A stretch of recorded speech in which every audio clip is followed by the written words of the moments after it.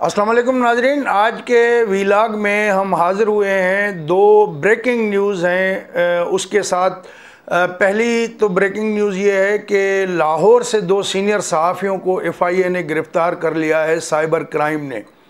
और दूसरी ख़बर ये है कि तालिबान ने 24 घंटे से भी कम अरसे में दो सूबाई हेडक्वार्टर जो है उन पे कब्ज़ा कर लिया है। गुज़िश्ता रोज़ जो है जुम्मे को ये इतला मिली कि निमरोज़ जो है, जो उनका कैपिटल सिटी है, उस पर कब्ज़ा कर लिया अफ़गानिस्तान ने। और सनीचर के रोज़ ये इतला आई है कि जो जोज़जान सूबा है उसका जो कैपिटल है शबरगान, उस पर भी उन्होंने कब्ज़ा कर लिया है। और जो शबरगान की जेल है उसमें सैकड़ों कैदी जो थे उनको रिहा कर दिया है। और शबरगान जो है ये बड़ा अहम इलाका है और कामरेड रशीद दोस्तम का होम टाउन भी है। और इस बारे में भी आपको बताते हैं कि और इसकी क्या है, रशीद दोस्तम इस वक्त कहाँ हैं, क्या उनकी सेहत की सूरत हाल है और उन्होंने किस तरह मज़ाहमत की है। लेकिन जो शुरू करते हैं हम वो इससे करते हैं कि जो दो सीनियर सहाफ़ी हैं, आमिर मीर और दूसरे सैयद इमरान शफ़क़त, उन दोनों को FIA साइबर क्राइम ने उठा लिया है। और आम तौर पे ये होता है कि साइबर क्राइम पहले नोटिस भेजता है अगर किसी के जर्नलिस्ट के ख़िलाफ़ कोई शिकायत होती है या सोशल मीडिया के हवाले से, लेकिन इस मामले में डायरेक्ट अरेस्ट है। तो आमिर मीर जो है वो हामिद मीर जो सीनियर सहाफ़ी हैं जिनको हाल ही में जियो से ऑफ एयर किया गया है, उनके छोटे भाई हैं।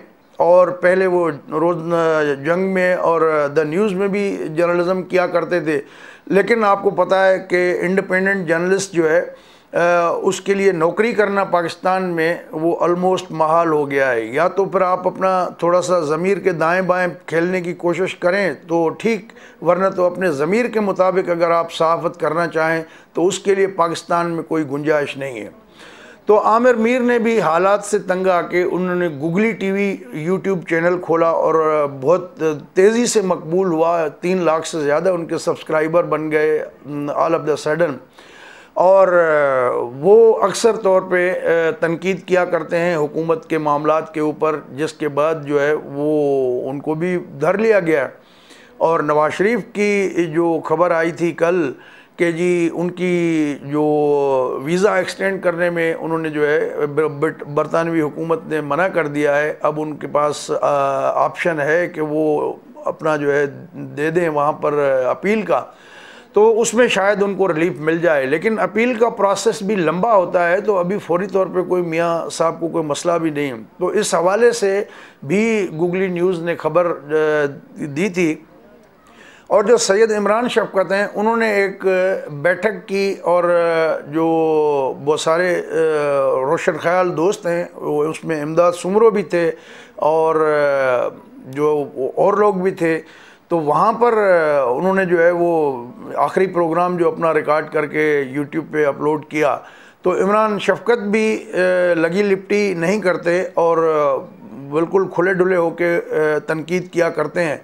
तो उन दोनों को FIA साइबर क्राइम ने उठा लिया और गिरफ़्तार कर लिया। अभी तो FIA ने कोई वजह भी नहीं बता रहे हैं कि कोई हाँ ये आपके ख़िलाफ़ इल्ज़ाम है या ये आपने गलत किया है, कोई इस सिलसिले में नहीं बताया जा रहा है।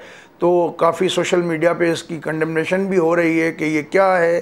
पाकिस्तान पहले ही जो है वो बदनाम है पूरी दुनिया में कि यहाँ पर सहाफ़त करना दुश्वार है। वज़ीरिस्तान और कबायली इलाकों में और बलूचिस्तान में तो ये हालात बहुत संगीन हैं, लेकिन इस्लामाबाद में भी अब ये वो हालात नहीं रहे। रिसेंटली हमने देखा कि मतीउल्लाह जान को भी उठाया गया और फिर उसके बाद कई सहाफ़ियों को जो है वो थ्रेट किया जाता है कि वो ना करें। शायद यही वजह है कि इंटरनेशनल जो मीडिया ऑर्गेनाइजेशंस हैं, CPJ है और दीगर, वो सब यही कहते हैं कि इस्लामाबाद में बड़ा थ्रेट है सहाफ़ियों को।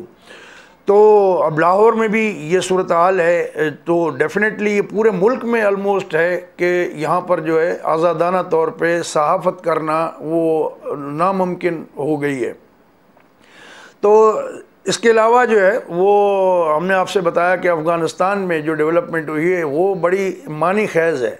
अब अभी तक जो है तालिबान वो प्रोविंशियल कैपिटल या प्रोविंशियल हेडक्वार्टर पे नहीं अटैक कर रहे थे, थोड़ा दाएं बाएं घूम रहे थे।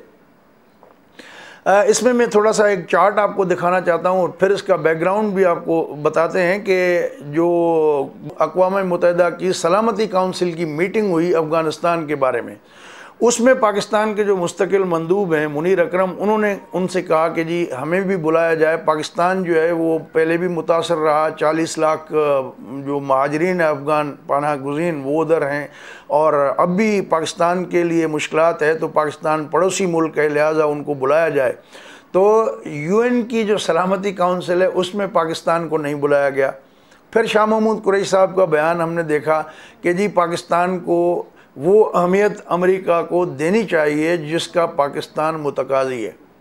भाई फॉर गॉड सेक यार, कोई फॉरेन मिनिस्टर हैं आप, कभी डिप्लोमेटिक कोई मिसाल नहीं मिलती इसकी कि कोई फॉरेन मिनिस्टर जो है वो किसी मुल्क से मुतालबा करे कि जी आप पाकिस्तान को ड्यू जो है रिस्पेक्ट दें। तो भाई रिस्पेक्ट जो है वो कराई जाती है, मांगी नहीं जाती। तो हर मामले में जो है वो हम मांगने वाले बन गए हैं। अब तो मिन्नतें कर रहे हैं कि फ़ोन कॉल ही कर दो जो बाइडन साहब, क्यों नहीं कर रहे हैं। तो अजीब गरीब सिचुएशन है और ऐसे सिचुएशन में तालिबान एग्रेसिव हो गए। उन्होंने फ़ौरन 2 जो प्रोविंशियल कैपिटल हैं उन पे कब्ज़ा कर लिया है। अब जो कल खबर आई निमरोज़, ये जनूब मगरबी इलाका बनता है, आपको भी दिखाते हैं।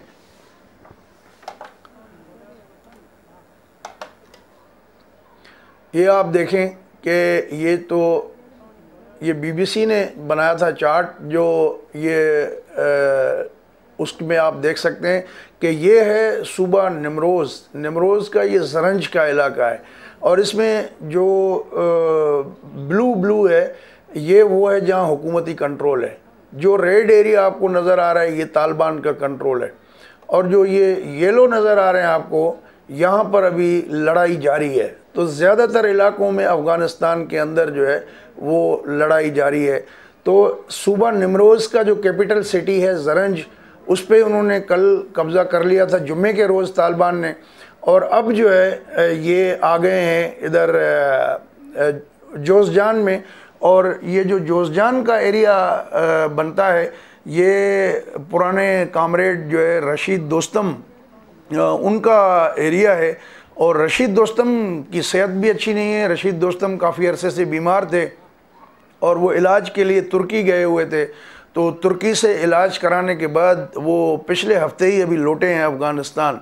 तो वहाँ पर जो है घमसान की लड़ाई चल रही है और थोड़ी देर पहले की जो इतलात थी ये सनीचर की शाम के टाइम पे, वो वहाँ पर शबरगान के जो सिटी है उस पर कब्ज़ा करने के बाद उन्होंने जेल तोड़ दी और जेल में जितने भी कैदी थे उनको छोड़ दिया। तो बहुत सारे तालिबान भी वहाँ जेल में कैद थे।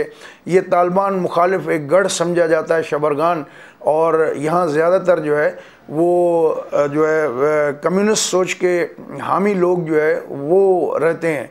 तो कामरेड रशीद दोस्तम ने अपने जो हामी हैं, तकरीबन जो BBC ने रिपोर्ट किया है, BBC वर्ल्ड सर्विस की रिपोर्ट के मुताबिक 150 फाइटर्स जो है रशीद दोस्तम ने वो भेजे हैं कि अफ़गान गवर्नमेंट की जो फ़ौजी हैं उनके साथ मिल के तालिबान से लड़ाई करें। जो अभी तक इतलात हैं BBC की फ़ाइनल रिपोर्ट के मुताबिक अब तक की, वहाँ पर जो है शबरगान में जो मिलिट्री बेस कैंप है उस पे अब लड़ाई चल पड़ी है और वहाँ जो है वो मार कुटाई चल रही है। तो एक तरफ अगर इस तरह की चीज़ें हुई तो फिर हम अभी ये भी खबरें रिपोर्ट हुई पाकिस्तान में कि जी तालिबान ने जो है वो चमन वाला बॉर्डर बंद कर दिया है और वहाँ से कुछ गाड़ियाँ ऐसी भी तालिबान की जिस पे झंडे लगे हुए थे वो पाकिस्तान के एरिए में भी नज़र आए।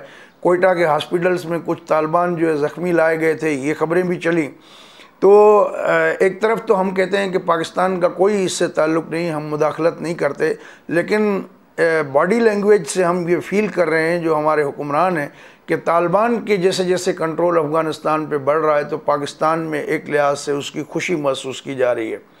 और साथ में जब UN सिक्योरिटी काउंसिल में आपको रिफ्यूज़ किया जाता है यानी ये भी बहुत बड़ा धचका है पाकिस्तान के लिए कि वहाँ से आपको जो है वो नहीं शामिल किया गया। और उधर से हम देखते हैं कि तालिबान जो है वो कब्ज़ा कर रहे हैं अहम शहरों पे। दोस्तों, अगर ये वीडियो आपको अच्छी लगी हो तो अपने दोस्तों के साथ शेयर कर दीजिएगा, और हमारा चैनल सब्सक्राइब नहीं किया तो उसको सब्सक्राइब कर दें। बहुत बहुत शुक्रिया, अपना ख्याल रखिएगा। अल्लाह हाफ़िज़।